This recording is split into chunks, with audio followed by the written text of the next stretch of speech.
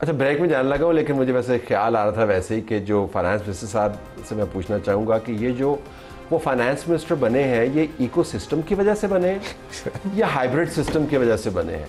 ये सेनेटर बने हैं, ये कंपैरेटिव सिस्टम की वजह से बने हैं या किसी और सिस्टम की वजह से बने? लेकिन वो ज़ाती से सवाल हो जाता है। बट द पॉइंट इज़ कि ही सेज कि हमने जॉब्स नहीं देनी है आपको, इकोनॉमी ने जॉब्स क्रिएट करनी है, लेकिन पॉलिटिकल पार्टीज़ आप खुद हल्के की सियासत करते हैं।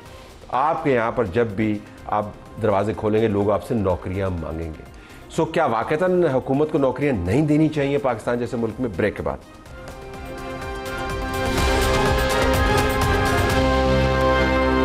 बस शुरू हो गया, अब बता दें तो बताइए जी ज़रा आपका टेक इसके ऊपर। पहले फाइनेंस मिनिस्टर ने जो बात की थी एम्प्लॉयमेंट, दो चीज़ें तलत साहब, मैं उनको इतना करीबी नहीं जानता हूँ। दो चीज़ें जो मुझे मालूम है उनके मुतालिक जो मैंने देखी हैं, he is a professional and secondly he is मेहनती आदमी, मेहनत करता। जो वो मैसेज दे रहे हैं, जो वो कहना चाह रहे हैं, देखिए एक तरफ हुकूमत को, वफाकी हुकूमत को तनकीद का निशाना बनाना तो बहुत आसान है, इसमें कोई इशू के कोई बड़ा प्रॉब्लम ही नहीं।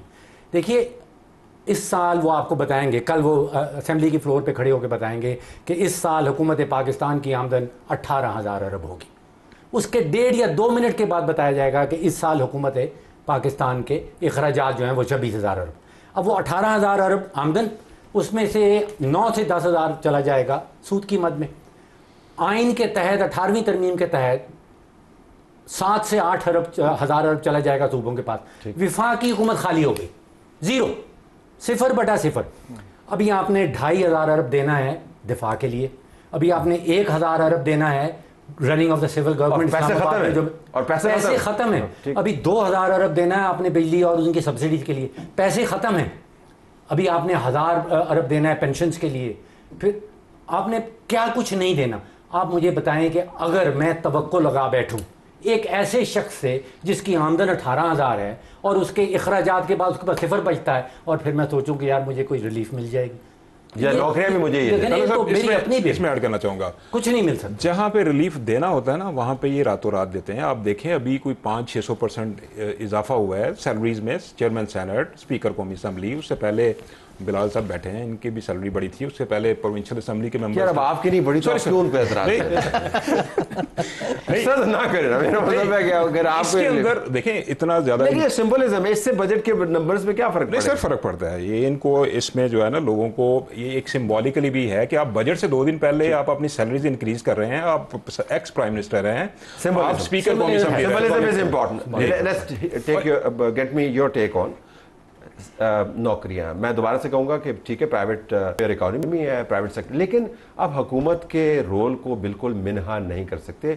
हुकूमत ने रिफॉर्म करना है जिसके जरिए नौकरियां बनेगी। अगर रिफॉर्म भी नहीं हो रहा तो लोग आपके पास आते होंगे ना जी कि कैंसर नौकरी से दिलवाओ जी, किधर बच्चा रखा दो साडा, किधर बच्ची की नौकरी करा दो, कहते हैं ना। नहीं तो सर देखिए बात ये, आई थिंक मेरे ख्याल से फाइनेंस मिनिस्टर साहब हरगिज़ ये नहीं करते कि नौकरियां बनाना हमारा काम नहीं है। हुकूमती नौकरियों और प्राइवेट सेक्टर की नौकरियों में फ़र्क ज़रूर है। I think when he the ecosystem he was mentioning what he is saying is कि हुकूमत का काम है कि वो मुआशी हालात पैदा करे कि आपका प्राइवेट सेक्टर ग्रो करे, मईशत में नौकरियां भी आएँ, एंटरप्रेन्योर्स भी बने, फ्रीलांसर्स को भी मौका मिला है। ये हमारी जिम्मेदारी ज़रूर है, मगर हमने हुकूमत का हुजम उसको बढ़ाने के लिए या नौकरियां देने for the sake of giving jobs देना मकसूद नहीं है। मकसूद ये है कि आप मुआशी एक्टिविटी इस तरह ग्रो करें कि जॉब्स क्रिएट हों, आपकी इकोनॉमिक ग्रोथ भी बढ़े, आपकी इंडस्ट्रियल ग्रोथ भी बढ़े, आपके एग्रीकल्चर का शोबा भी बढ़े, सर्विसेज का भी बढ़े, और उसके साथ ही नौकरियां भी बढ़ें और एंटरप्रेन्योर्स भी बढ़ें। ये बिल्कुल हुकूमत का काम है और हम इसी तरफ अमल पैरा हैं। आप just to add to the points that have previously been made, आपने खुद भी अभी जिक्र किया कि पिछले 1 साल में जब आप कहते हैं, अगर कोई बात करे कि जी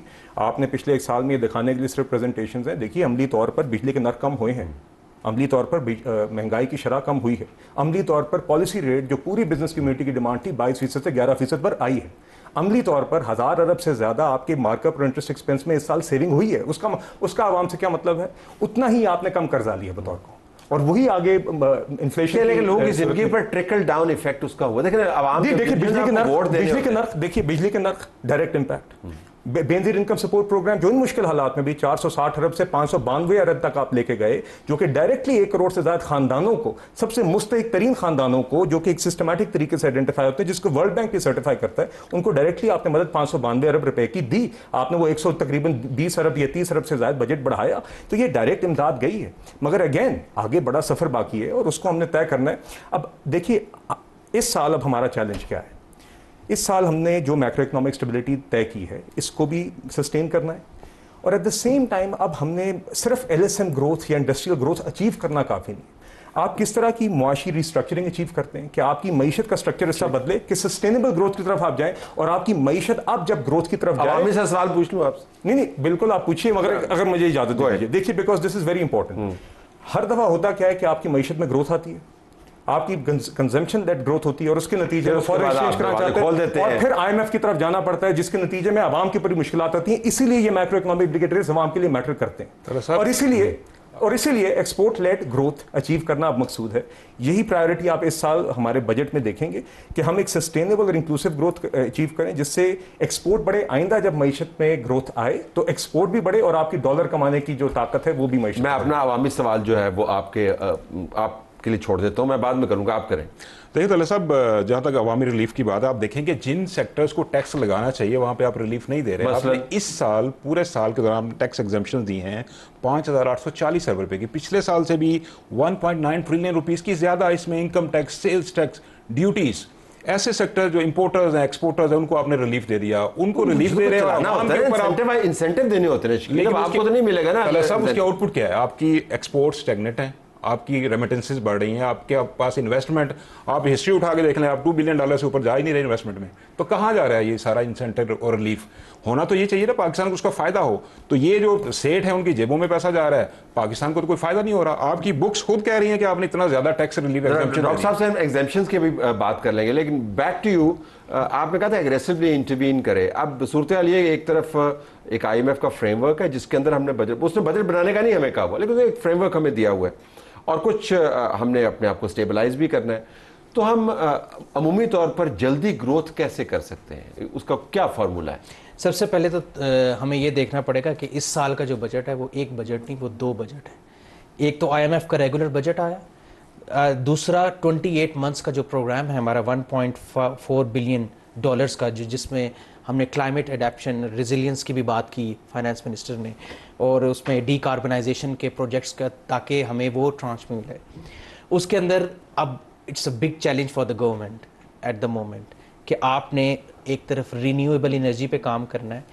अब अगर आपने रीन्यूएबल एनर्जी को टैक्स ना करें तो दूसरी तरफ आपने कैपेसिटी पेमेंट चार्जेस का आपके पास एक पूरा वो खड़ा है, एनर्जी सर्कुलर डेट का खड़ा है। तो और जहाँ तक बात की डॉक्टर साहब ने कि आपका जो पैसा आएगा वो सारा फेडरल गवर्नमेंट तो आने से पहले खत्म हो, जुलाई में खत्म हो जाता है। क्यों? उसमें डेट सर्विसिंग में चला जाता है आपका। तो करें क्या? हमने आपको बर्मिंघम से बुलाया, कुछ हमें बताएं। आप तो हमें वही बातें बता रहे हैं जो हमें पहले से पता है, जो हमें लोग बता रहे हैं। सिंपल ये चीज़ है कि घर को ले लेते हैं, आपका हाउस होल्ड का एक बजट होता है, आप अपने खर्चे बढ़ाई जाएं और अपने रेवेन्यू और इनकम की जनरेशन के ऊपर काम ना करें, तो आप कैसे कह सकते हैं कि हम ग्रोथ की, export led growth, income generate जो करनी है वो तो सूबों ने भी तो करनी है। सूबा, इसमें दोनों का काम है। अगर फेडरल गवर्नमेंट सूबे फेडरल गवर्नमेंट का सपोर्ट नहीं करेंगे तो खाली फेडरल गवर्नमेंट तो कुछ भी नहीं कर सकती। आप बिलवास्ता अपना NFC अवार्ड की तो नहीं बात करें, मैं उसको वापस आपको कहीं ना कहीं जाके इस अरने भैंसे को सींगों से पकड़ना होगा। एक इख्तलाफी नोट टैक्स के ऊपर। Go ahead. देखिए, इस वक्त 100% फोकस हुकूमत का टैक्स कलेक्शन के ऊपर रहता है। ठीक। तलत साहब, फील्ड मार्शल अयूब खान के ज़माने में नारा लगा था कि टैक्स नेट बढ़ाना। आज तक हम टैक्स नेट बढ़ाने के चक्कर में, और वो नहीं बढ़ रहा। हमें सोचना चाहिए कि क्या इतना ही है टैक्स नेट पाकिस्तान में। देखिए, अगर वर्ल्ड बैंक आपको कहता है कि 45% आबादी शराय गुर्बत से नीचे रह रही है, उनसे आप टैक्स तो नहीं मांग सकते। बिल्कुल सही कह रहे हैं। 50% आबादी खवातीन की है, उनकी लेबर फोर्स में पार्टिसिपेशन तो 16-17% है। जो बाकी खवातीन है उनसे आप टैक्स तो नहीं मांग सकते। 66% आबादी 33 साल या उससे नीचे है, वो बेचारे कमाते कितना है जो आप उनके ऊपर टैक्स लगाएंगे। खुदाया फोकस करें हुकूमती नुकसानात के ऊपर, जो असल बीमारी है। देखिए, अगर आप इलाज दिल का करते रहें और बीमारी जिगर की हो कभी सेहतयाबी होगी? यहाँ बीमारी है हुकूमती अखराजात की। कहाँ से काटें? 2400 अरब बिजली में नुकसान किया है सर, डेवलपमेंट पे काट 830 अरब रुपया पीआईए में नुकसान किया। ये एक हुकूमत की बात नहीं कर रहा हूँ, ये तीनों हुकूमतें इस दौरान आई और तीनों बराबर के नुकसान करती रही। आप गंदम क्यों खरीदते हैं? पास्को ने 900 अरब का लोन ले रखा, 900 अरब रुपया सिर्फ पास्को खा गई। आप टिकटें क्यों बेचते हैं? आप जहाज का कारोबार, पीआईए का कारोबार क्यों करते हैं? आप गैस बेचने का कारोबार क्यों करते हैं? देखिए ये सब ठीक बातें हैं कि हम इकोनॉमिक रिफॉर्म्स ले आएंगे और सेक्टर रिफॉर्म्स आ जाएगी, और आपने इस तरफ कोई कदम उठाया? कोई 1% कम हुआ आपके पीआईए के नुकसानात के अंदर? कोई आपने बिजली के सेक्टर के अंदर कोई चोरी रोकने की या कम करने की कोशिश की? आपने कुछ मुआहदे तो हमने किए हैं उन्होंने कुछ। देखिए मेरे घर में तो बिजली का बिल तलत साहब आज भी वही आ रहा है, 60 से 65 रुपए आता है। अच्छा खुदाया ये सोच लीजिए, अब हम कहते हैं हमने एक्सपोर्ट को 60 बिलियन पे ले जाना है। आपने अगर एक माशी बिल्डिंग बनानी है, चाहे वो 2 मंजिला हो या 100 मंजिला हो, उसकी बुनियाद है जो एनर्जी सेक्टर। अगर आप 60-65 रुपए का बिजली का यहाँ बिल रखेंगे जिसके अंदर 13 किस्म के टैक्सेस लगा रखेंगे, तो फिर एक्सपोर्ट नहीं बढ़ने वाली। तो आपने क्यों नहीं लगाया वो सोलर? मुझे समझ नहीं आ रही। देखिए अच्छा इसमें वैसे मैं जानना चाह रहा हूँ। मैंने घर पे सोलर लगाया हुआ है। अब मुझे रोज एक नया कोई डर नजर आता है कि वो ब्रेक है। आई एम श्योर कैनी साहब has things to say about reform, privatization, और जो नुकसान देने वाले, नुकसान करने वाले, आप समझे बड़े-बड़े कुएं हैं, उनके अंदर जो हम पैसा आवाम का झोंक रहे हैं मुसलसल, टैक्स मनी जो है जिसकी हमें अशद ज़रूरत है, वो कितना भरने की उम्मीद है इस बजट के बाद और इस बजट के साथ? Stay tuned.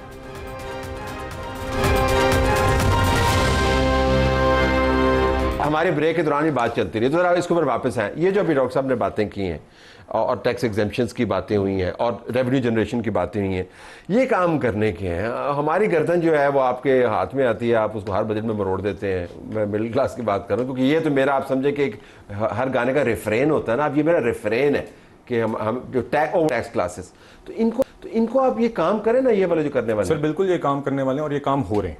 देखिए सबसे पहले आपने रिटेलर्स की बात की। रिटेलर्स हों या दूसरे शोबे, इस बात में कोई शक नहीं है कि salary classes are not just paying their fair share, they paying more than their due share. ठीक है, और ये बात प्राइम मिनिस्टर साहब भी बार बार कहते हैं, और मैं आई कैन नॉट अभी at the moment head of the budget tomorrow say anything, but वो कल बजट में चीज़ें इंशाल्लाह आपको नजर आएंगी कि जो भी मुमकिन रिलीफ हमारी हुकूमत दे सकती है दीगर तबकात को, वो आपको कल नजर आएगा।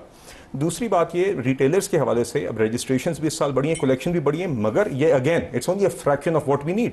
तो दूसरे शोबों की तरफ हमने बिल्कुल जाना है। तीसरा हम digitization of the economy, documentation of the economy, जिसकी तरफ प्रोफेसर साहब भी जिक्र कर रहे थे, ताकि हम लोग ये जो कैश इकॉनमी है, डॉक्यूमेंट इकॉनमी है, उसको टैक्स नेट में लेकर आए। ये चीज़ें चल रही हैं। इसी तरह फेसलेस कस्टम्स आपने देखा अभी इंट्रोड्यूस हुआ FBR का। ये इस तरह के पहले मामला नहीं, पहले अप्रेजर का पता होता था, जो भी इंपोर्ट कर रहा होता था, जिसने जो 2 नंबरी करनी होती थी वो कर सकता था। अब इस तरह की चीज़ें हो रही है। ग्रैंड कैनियन साइज जो है जी, ये जो हमारे यहाँ पे इदारे हैं जो पैसे खाते हैं, जी जी, उनका क्या? अच्छा अब मैं आपको बताता हूँ, प्राइवेटाइजेशन, पीआईए की ट्रांजैक्शन जिस स्टेज पे इस दफा पहुंची है, पाकिस्तान की तारीख में कभी ये प्राइवेटाइजेशन नहीं। बिल्कुल हुकूमत 100% बिलीव करती है हमने इसको प्राइवेटाइज करना है और इस ब्लीडिंग से अपनी जान छुड़ानी है। साथ साथ इस नेशनल कैरियर को रिवाइव भी करना है प्राइवेट सेक्टर पार्टिसिपेशन से। बिजली के सेक्टर को भी फेज वाइज कुछ रिवाइव भी करना है, उसको प्राइवेटाइज भी करना, समझ नहीं। सर प्राइवेटाइज करेंगे और प्राइवेट सेक्टर के हाथ से फिर पीआईए लेने देने कोई नहीं है, आप प्राइवेट सेक्टर को दे दे, वो चलाता है। यही बात है, बिल्कुल। आपको तो कोई तलक नहीं, बिल्कुल नहीं। मगर हम उम्मीद करते हैं कि प्राइवेट सेक्टर के हाथों में वो बेहतर भी चलेगी और बर्डन के बजाय नेशनल एक्सचेकर के लिए टैक्सेस पे करके ऑन प्रॉफिट्स, जिस तरीके से आपने देखा बैंकिंग सेक्टर जब प्राइवेट सेक्टर में गया, प्राइवेट हाथों में गया, तो आज वो एक टैक्स पेइंग सेक्टर है। इसी तरह टेलीकॉम का सेक्टर है। हम उम्मीद करते हैं कि आगे जो ये सेक्टर्स हम प्राइवेटाइज करेंगे इसी तरह होंगे। डिस्कोस की आपने बात की, डिस्ट्रीब्यूशन कंपनीज दूसरी बहुत बड़ी हमारी ब्लीडिंग की सोर्स है, उसके अंदर हमने उनके बोर्ड्स प्राइवेटाइज किए। ये शॉर्ट टर्म इमीडिएट मेजर्स हैं, रिकवरीज भी इंक्रीज की, मगर इसको अगेन उसको भी फेज वाइज प्राइवेटाइजेशन प्रोग्राम में वो चल रही है, उसकी प्रोसेस जारी है। कुछ डिस्कोस आउटराइट प्राइवेटाइजेशन के लिए आइडेंटिफाई हुई है, कुछ आउटसोर्सिंग के लिए हुई है और एक तीसरा मरला है। तो ये भी काम जारी है। हम कह रहे हैं कि आप हाई ऑक्टेन पे चलें, आप जो है ना सोलर पे, आप लूनर एनर्जी पे चल रहे हैं। नहीं सर, इन मामला बहुत स्लो चल रहे हैं। मैं आपको जिक्र किया कि चौथा साल है आपका, देखें PDM 1 PDM 2 together 4 years, That's like a full tenure. देखिए वो तो खैर अब उनकी टर्मिनोलॉजी शकील साहब की अपनी पॉलिटिकल लीनिंग्स को रिफ्लेक्ट करती है। नहीं देखिए, अगर केयर टेकर हमारे खाते में डालते हैं तो वो उनकी सियासत यहाँ पे आ रही है, मैं उस पर कमेंट मुझे आप बता दें किस खाते में डालूं? नहीं देखिए, मैं उस खाते में डालूं। देखिए हम पहली गवर्नमेंट में हमारे अब फिर इसके ऊपर बात करनी है तो फिर आप पूरी तारीख सुनिएगा। हम जब हुकूमत में आए तो यहाँ पर आग लगी हुई थी, बाकायदा शौकत तरीन और तैमूर झगड़ा की ऑडियो कॉल्स आपके सामने थी जहां पे वो आईएमएफ को कह रहे थे कि ना रिवाइव करें हमारा किया हुआ प्रोग्राम। हमने उन हालात में वो प्रोग्राम रिवाइव भी किया, कंप्लीट भी किया। हमारे पास 1.25 साल का टेन्योर था और उसके अंदर जाते हुए एक स्टैंड बाय अरेंजमेंट करके गए 9 महीने का। उस टाइम पे भी इन्होंने चीखें मारी और इमरान खान साहब ने चिट्ठियां लिखी बाकायदा आईएमएफ को कि ना प्रोग्राम करें। हमने उस कॉन्टेक्स्ट के अंदर जहां पे कोई भी यकीन नहीं करता था कि ये अरेंजमेंट। लेकिन तारीख में आपके जब अगला बजट आएगा तो 5 बजट हो चुके होंगे देखिए आपकी जमातों के मिला के। तो मगर तल साहब देखिए, मैं आपसे फिर से कहूंगा, देखिए जिस तरह की स्टेबिलिटी आप कोई भी ये बिलीव नहीं करता था जहां पे हमारे रिजर्व्स खड़े हुए थे कि हम जिस तरह की रिकवरी फर्स्ट गवर्नमेंट में भी केयर टेकर से पहले और इस गवर्नमेंट में भी आने के बाद जो जिस तरह हमने अचीव किए, लोगों की एक्सपेक्टेशन से 2 दफा बियॉन्ड गए। मगर आज जिस मरले पे हम खड़े हैं, अब आप अगर एक ये तवक्को करते हैं कि पिछले 1-1.25 साल के अंदर जहां पे हम पिछले अप्रैल में थे वहां के बाद इस तरह की स्टेबिलिटी भी आ जाए और इसी ही साल के अंदर इकोनॉमिक ग्रोथ और प्राइवेटाइजेशन भी सारी कंप्लीट हो जाए, इस तरह काम होता के साथ डेवलपमेंट का जो बजट है वो बड़ा इंपॉर्टेंट है। वो प्रायोरिटीज आपकी सेट करता है। आपने सूबों से कम रखा है अपना डेवलपमेंट बजट, फिर उसके अंदर आपने जिस तरह की डिस्टॉर्शंस की हैं, 50 बिलियन आपने पार्लियामेंटेरियंस के लिए स्कीमों के लिए देने थे, फिर आपने रातों रात चेंज करके 70 बिलियन कर दिए।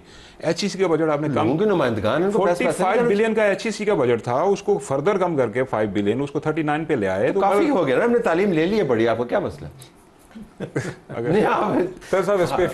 अच्छा, आप इत्तेहादियों को खुश करने के लिए आपने सिंध गवर्नमेंट का बजट डेवलपमेंट का बढ़ा दिया, केपी को आप 55 भी चलानी है। मैं आपको जवाब दे रहा हूँ, जो पर्पस है। बिलाल साहब देखिए बात है जिस तरह आपने पहले कहा, एक तो एजुकेशन, बिल्कुल एजुकेशन में as an economy as a nation हमें ओवरऑल स्पेंडिंग बढ़ानी चाहिए। मगर जैसे कि आपने कहा बुनियादी तौर पे 18वीं तरमीम के बाद ये सूबाई प्रायोरिटी है, हमें इस तरफ भी अपना डिसिप्लिन बढ़ाना पड़ेगा।